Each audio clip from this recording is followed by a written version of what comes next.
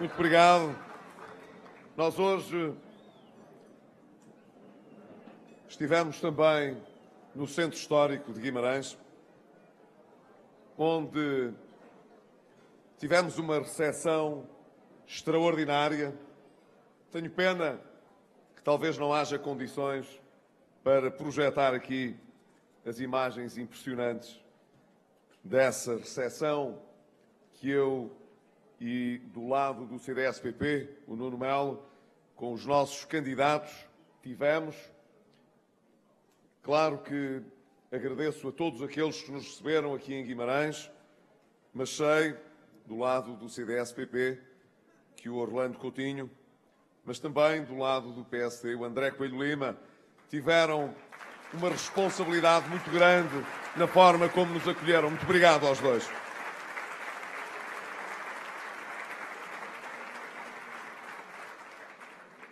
Caro Paulo Portas, foi realmente aqui que selámos o nosso compromisso de coligação.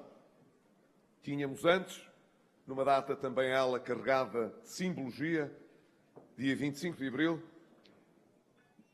assumido os dois o compromisso de propormos aos nossos partidos um acordo de coligação. Mas foi aqui, em Guimarães, que firmámos esse acordo de coligação e que demos o pontapé de saída que nos trouxe até hoje e nos levará até ao dia das eleições, daqui a uma semana.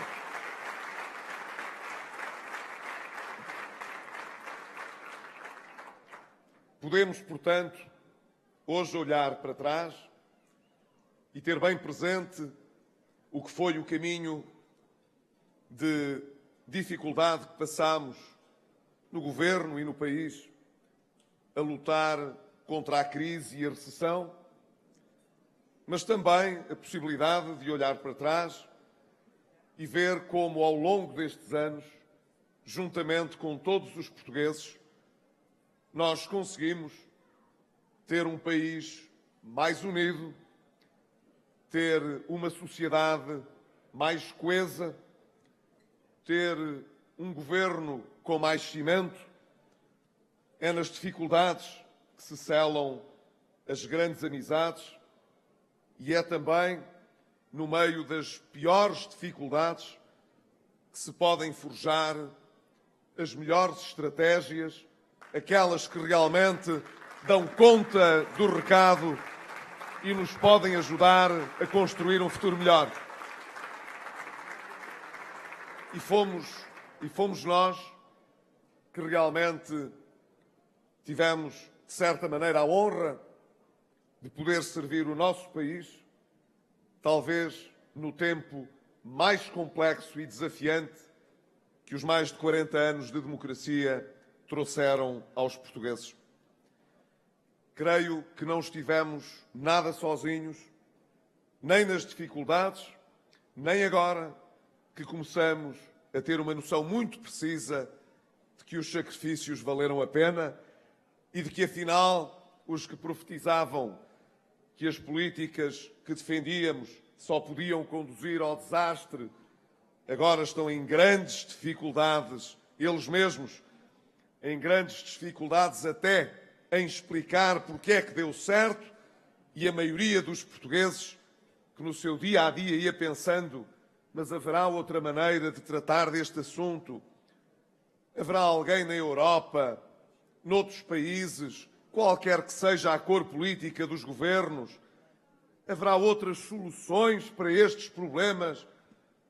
Porque é que em Portugal tanta gente acabou por dizer mal daquilo que, no fundo, todos sabíamos que era a única maneira que tínhamos de vencer as adversidades e de construir um futuro a sério para Portugal, que não nos levasse novamente à crise de 2011, mas nos pudesse engrenar num caminho de crescimento, de emprego e, portanto, de maior prosperidade para Portugal.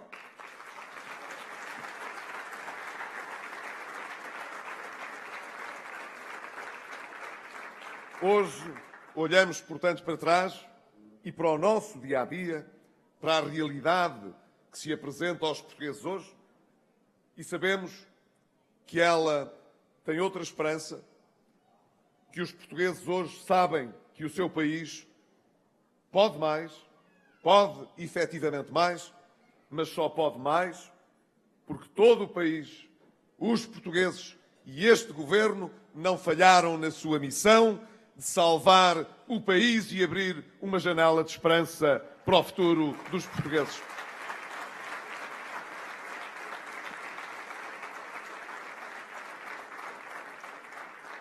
Já o disse nestes 2 últimos dias. Sabemos que nem todos se reconciliaram connosco.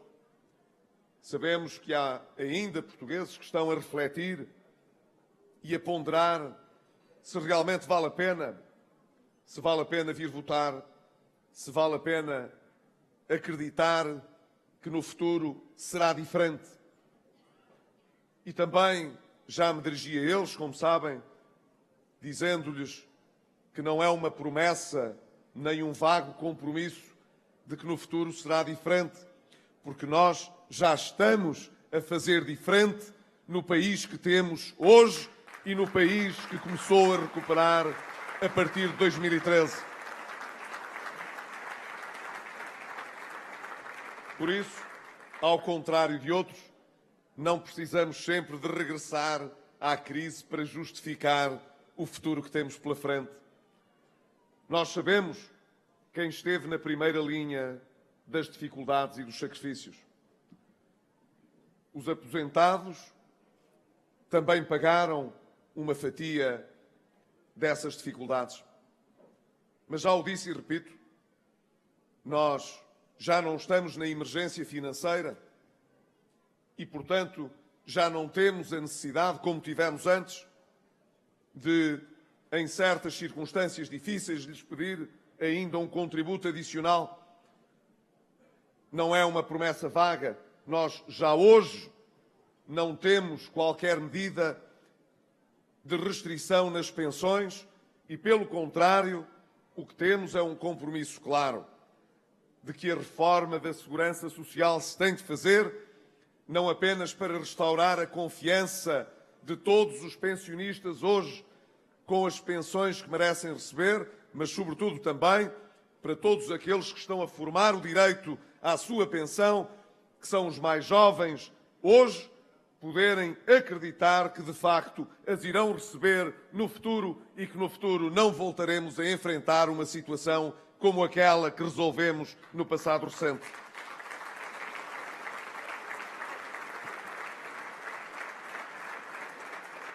Sabemos também que os funcionários públicos pagaram um preço pelo desequilíbrio das contas do Estado. E ainda nós não tínhamos chegado ao governo e já os salários na administração pública estavam reduzidos. É justamente essa medida de redução de salário que nós já estamos a remover em 2015 e que prosseguirá durante toda a próxima legislatura, de maneira a poder restaurar os rendimentos de todos os funcionários públicos. Do mesmo modo, sabemos que, enquanto contribuintes, há mais de 50% dos portugueses que não paga IRS. E não paga IRS porque os seus rendimentos são demasiado baixos. Esses não sofreram a pressão do IRS, mas os que sofreram essa pressão, aquilo a que se chamou a classe média e aqueles que têm rendimentos mais elevados, esses fizeram realmente um esforço muito grande. Nós, em 2015, não vimos uma forma de lhes garantir a remoção desse excesso representado pela sobretaxa no IRS. E fizemos com eles um contrato de confiança. Dissemos-lhes: nós não podemos fazer o orçamento para o próximo ano, ainda com a Troika, sem oferecer a garantia de que teremos o necessário para cumprir as metas e para devolver uma parte da sobretaxa. mas assumimos este compromisso. Se a receita fiscal no IVA e no IRS ficar acima do que nós projetamos, então tudo o que vier a mais será devolvido aos contribuintes. E sabemos hoje que estamos em condições, em 2016, de cumprir essa norma do orçamento e que eles irão receber uma parte importante dessa sobretaxa. E acumularão essa circunstância com o facto de, a partir do próximo ano e nos próximos 4, todos os anos, removermos uma parte da sobretaxa, de modo a que no final da legislatura não exista já qualquer sobrecarga no lado do IRS.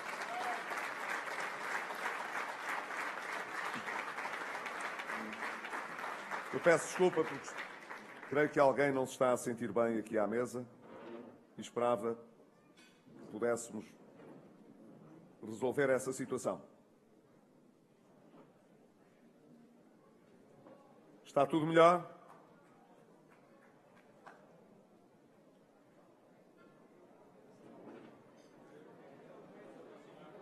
Há aqui algum médico na sala que possa ajudar?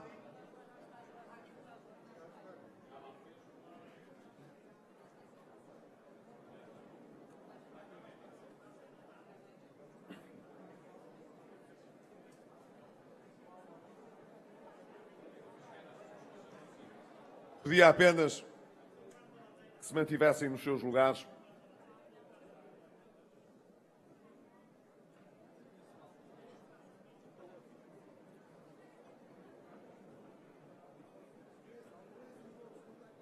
Se puderem não estar tão próximo, de modo a poder dar um pouco mais de espaço e de ar também, agradecia.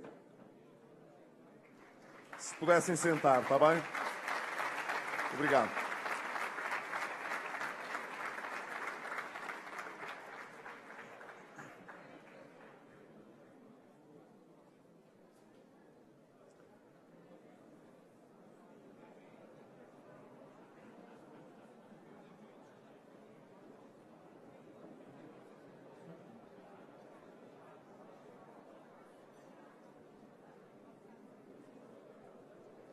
Um pouco de açúcar.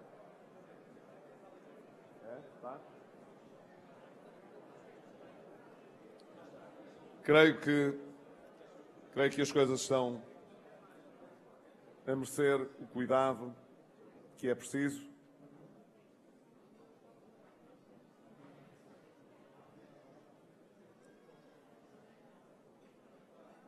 E talvez, se a pessoa sair da sala, possa ficar em melhores condições. Aqui dentro está um bocadinho quente também.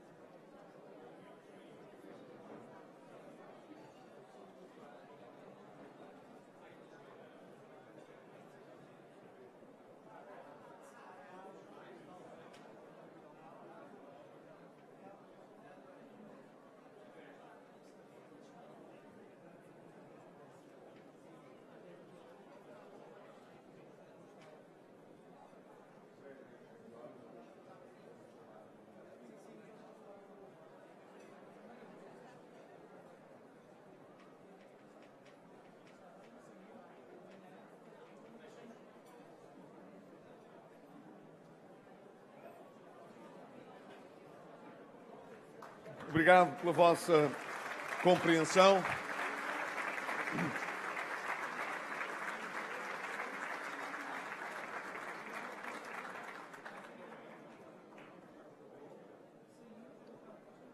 Se puderem então sentar-se, esperamos que possa este nosso amigo recuperar do desmaio que teve e, sobretudo, que não se tenha aleijado quando caiu.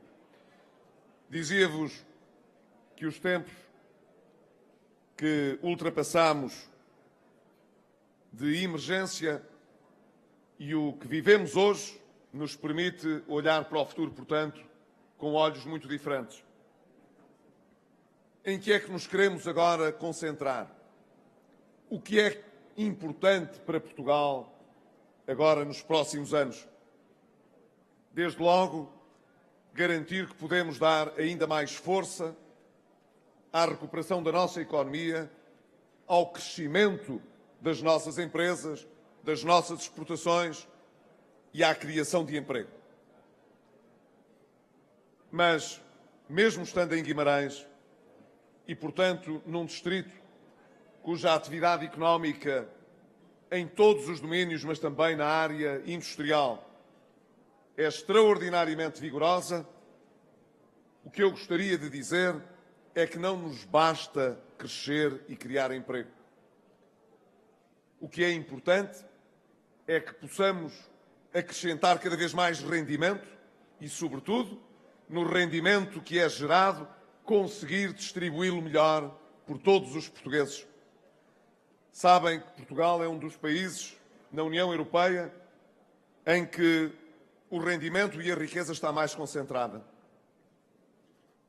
Mesmo depois de fazermos a distribuição dos apoios sociais, o que corrige um pouco essa situação, na verdade, ano após ano, há muitos anos, Portugal vem perpetuando uma distribuição de riqueza que não é justa para a maior parte dos portugueses. E essa é talvez a questão que mais precisamos de afrontar e de responder coletivamente. O que nós queremos não é como acontece noutros países, em que algumas empresas têm um forte crescimento, não empregam necessariamente muita gente, geram um rendimento elevado, mas é um rendimento que fica distribuído por muito poucos. O que nós queremos é alargar o tecido empresarial português, constituído de pequenas e médias empresas, de modo a que elas possam ganhar dimensão, mercado, inovação, conhecimento, dando por isso a possibilidade a que cada vez mais portugueses possam aceder ao emprego e a um emprego mais qualificado e mais bem remunerado.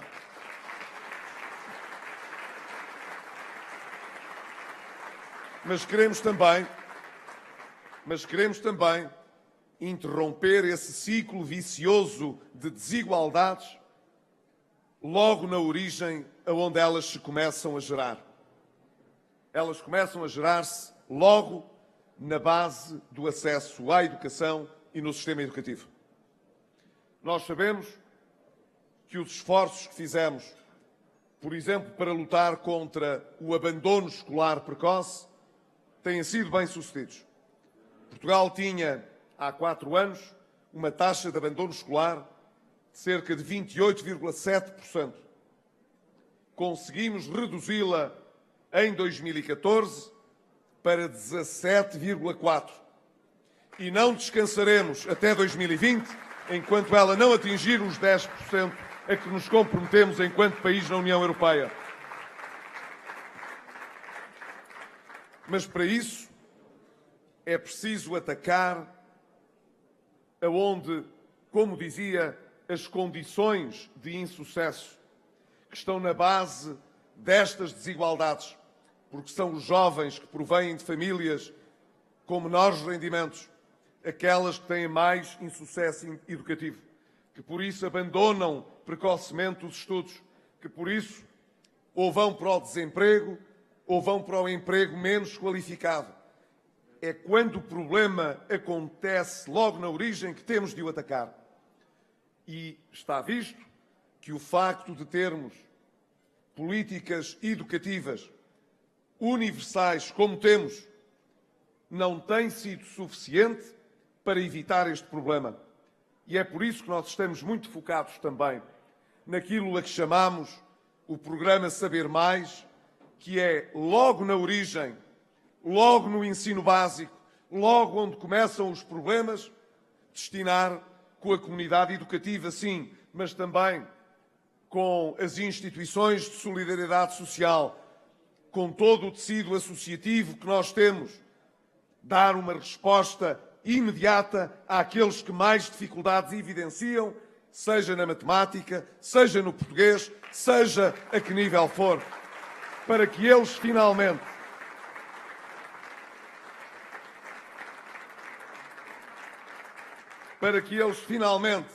possam quebrar esse ciclo vicioso que é, no fundo, o de uma pobreza endémica que não se compreende que um país como Portugal, que tem os séculos de história que nós temos e que está na União Europeia há tantos anos, um país como o nosso não pode manter estas taxas de desigualdade e de pobreza como nós temos depois de tantos anos de democracia.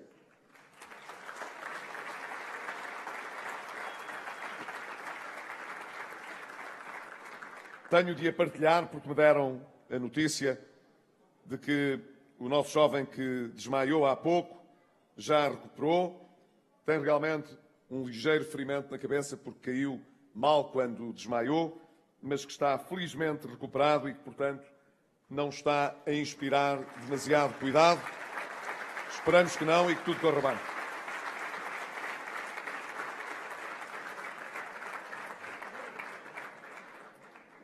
Nós queremos, portanto, combater as desigualdades, pôr a economia a crescer ainda mais, voltar-nos cada vez mais para a exportação e para o mundo global. Queremos fazê-lo, no entanto, com segurança e com prudência. Eu sei que há sempre quem tenha demasiada pressa, quem queira precipitar os acontecimentos, quem acha que, na verdade, são os governos que podem pôr a economia a crescer. A nossa experiência diz-nos que os governos podem atrapalhar muito. E nós não queremos atrapalhar. Nós sabemos que os governos, quando tomam medidas erradas, podem comprometer muito o futuro.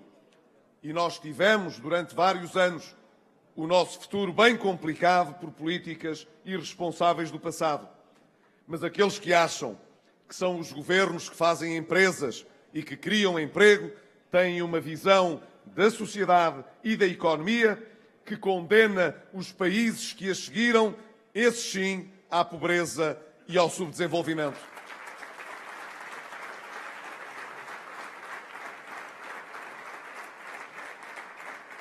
Nós apostaremos, portanto, não apenas no equilíbrio e na prudência orçamental, queremos rigor nas nossas contas, porque queremos que a dívida continue a descer, como já começou a descer. Nós queremos disciplina financeira, porque sabemos que a despesa do Estado tem de ser coberta por impostos.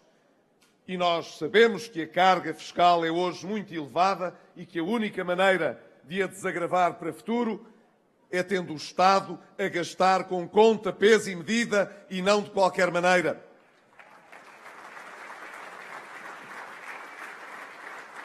Mas nós sabemos que o nosso melhor recurso são os portugueses.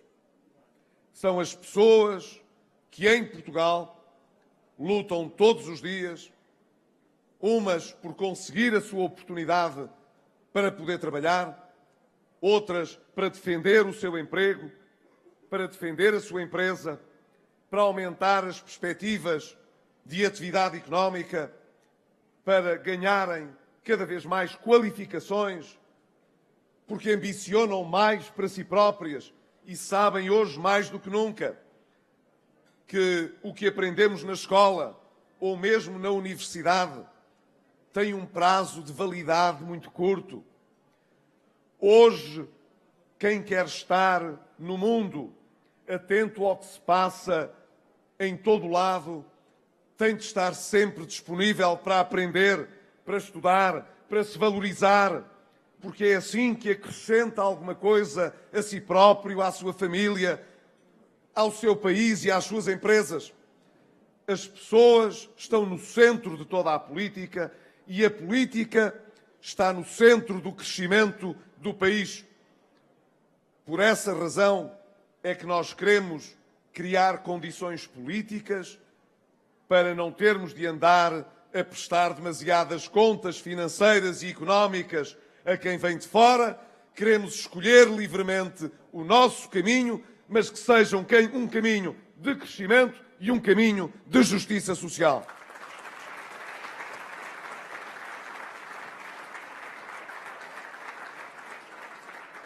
Termino dizendo-vos que sei bem, em todas as áreas sociais, como precisamos de dar agora mais consequência ao fortalecimento que fizemos do chamado Estado Social.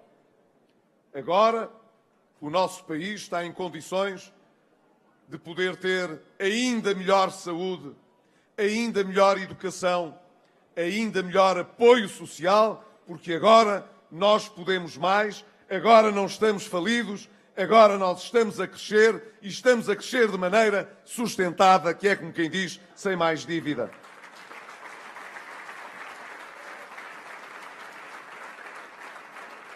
Falarei disto nos próximos dias, do que podemos, em cada uma destas áreas, ambicionar, concretizar na educação, na saúde, na segurança social, mas também na reforma do Estado para lutar contra a burocracia, no aproveitamento dos fundos europeus para os pôr ao serviço das pequenas e médias empresas e ao serviço dos portugueses e não do Estado e do Governo.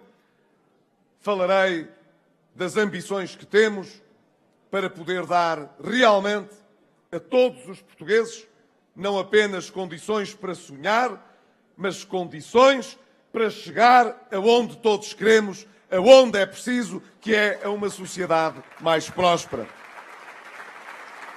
Para isso, no entanto, nós necessitamos de ter estabilidade política para poder governar. Como o Dr. Paulo Portas já aqui chamou a atenção, nós não precisamos em Portugal de instabilidade. Dispensamo-la. Ao contrário de outros que andaram envolvidos, ano após ano, a fazer novos governos e novos resgates financeiros, nós conseguimos ser a primeira coligação em Portugal que cumpre o seu mandato e que vai até ao fim, e conseguimos também ser um governo que deu a Portugal, com o apoio dos portugueses, a possibilidade de não ter mais resgate nenhum, além daquele que as circunstâncias anteriores a 2011 forçaram. Portanto,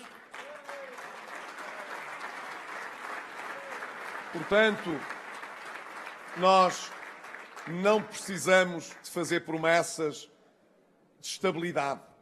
Nós mostramos que sabemos entender-nos para não falhar a Portugal e para deixar aos portugueses a garantia de que Portugal também não falharia as suas metas e os seus objetivos. O que queremos agora, com toda a humildade, uma vez que demos essas provas, que entregamos este resultado em condições tão particulares, que nos deem também a possibilidade de mostrar agora que podemos mais, como conseguiremos concretizar o nosso programa, que é com certeza o melhor que Portugal pode ambicionar, não para sonhar, mas para poder atingir a prosperidade e a justiça que os portugueses merecem. E dado, como disse há pouco no centro de Guimarães, que as sondagens não votam, quem vota são os portugueses, é aos portugueses que apelo para que escolham votar, escolham estar presente no momento em que se decidirá o que vai acontecer nos próximos anos no nosso país e a maneira como as coisas nos podem correr. responsabilizem sempre os políticos e os governos pelos resultados que eles apresentam. Mas, por favor, olhem para o vosso futuro, para o futuro do país e acreditem que se temos boas oportunidades para levarmos bem mais longe os bons resultados que fomos acumulando nos 2 últimos anos, de que só o podemos fazer ainda com mais vigor, se vigoroso for também o vosso apoio, a vossa escolha e, como eu tenho dito com o Dr. Paulo Portas, uma escolha de uma maioria para Portugal, não é para o Governo, é para Portugal.